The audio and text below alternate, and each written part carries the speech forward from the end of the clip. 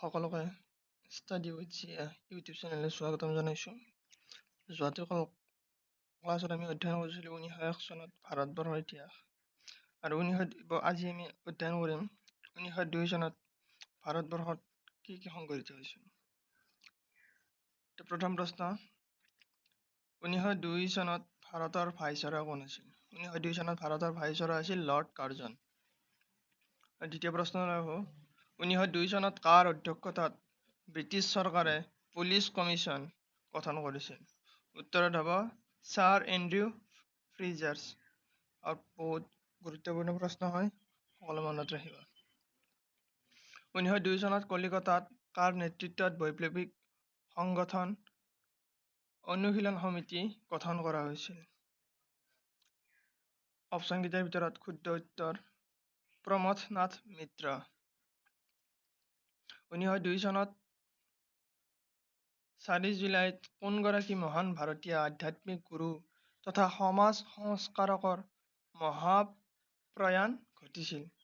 অপশ্যনকেইটাৰ ভিতৰত শুদ্ধ উত্তৰ স্বামী বিবেকানন্দ। 1902 চনত 5 নম্বৰ প্ৰশ্ন, 1902 চনত অনুষ্ঠিত হোৱা ভাৰতীয় ৰাষ্ট্ৰীয় কংগ্ৰেছৰ আহমেদাবাদ অধিৱেশনৰ সভাপতি কোন আছিল? অপশ্যনকেইটাৰ ভিতৰত শুদ্ধ উত্তৰ সুৰেন্দ্ৰনাথ বেনাৰ্জী। 6 নম্বৰ প্ৰশ্ন, লৰ্ড কাৰ্জনে ভাৰতৰ বিশ্ববিদ্যালয়সমূহৰ শিক্ষা ব্যৱস্থাৰ সংস্কাৰৰ বাবে 1902 চনত কোনটো কমিশ্যন গঠন কৰিছিল? ইয়াত দিয়া গোটেইকেইটা অপশ্যনৰ ভিতৰত শুদ্ধ উত্তৰটো হ'ল ভাৰতীয় বিশ্ববিদ্যালয় কমিশ্যন।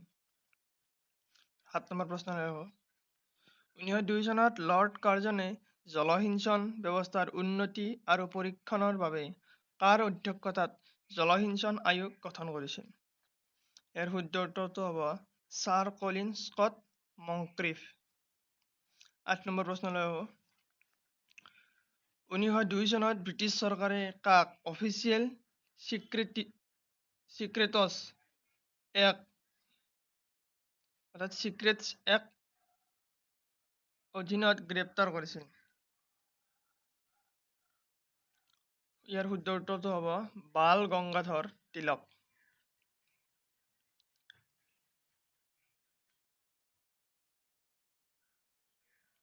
9 নম্বৰ প্ৰশ্ন, 1902 চনত কোনটো বিখ্যাত মঠৰ দায়িত্ব স্বামী বিবেকানন্দই প্ৰথম সভাপতি হিচাপে আনুষ্ঠানিকভাৱে গ্ৰহণ কৰিছিল?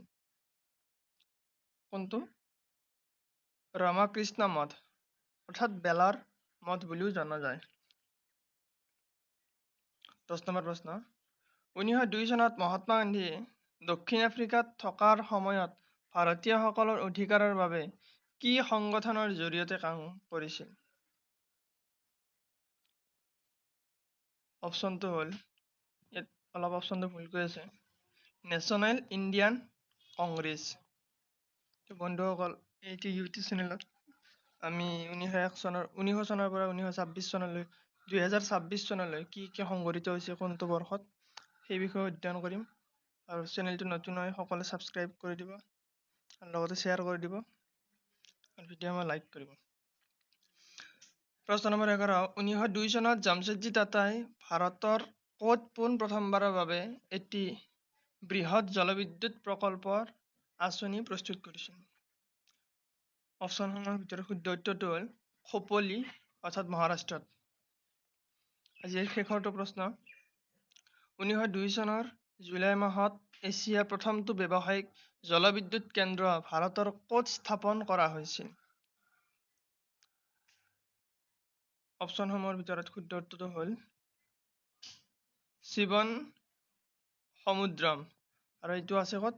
কৰ্ণাটকত। যদি ভিডিঅ'টো ভাল লাগিছে লাইক কমেণ্ট শ্বেয়াৰ কৰি দিব। ধন্যবাদ।